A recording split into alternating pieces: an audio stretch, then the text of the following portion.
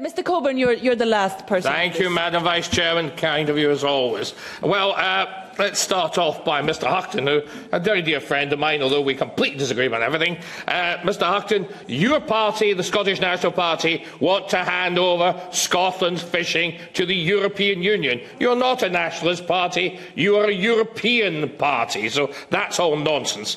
As for Senor Sergio Santos and Mr Corbett, it is a well-established principle of British law and freedom that no parliament can bind its successor.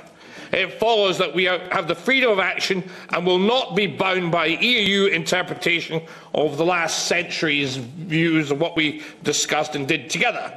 As for the incompetent present government currently negotiating Brexit, the current Prime Minister will not survive long after Brexit, and as I said, no British Parliament can bind its successor.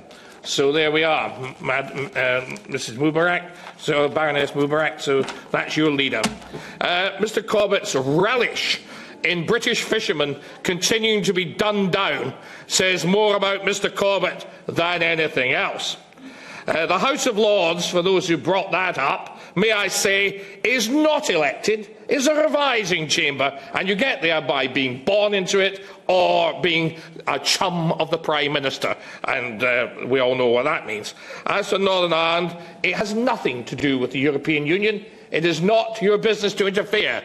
Otherwise, why don't we interfere in Catalonia? And let's see how much you like that, and I'm sure you will not. As for Madame Redus, well, she seems to hate the British, but she wants us to stay in, so I don't get that. That's very weird indeed. This paper is a British government paper. It's a sort of let's think about things paper. It's not law. It's not what it's going to be.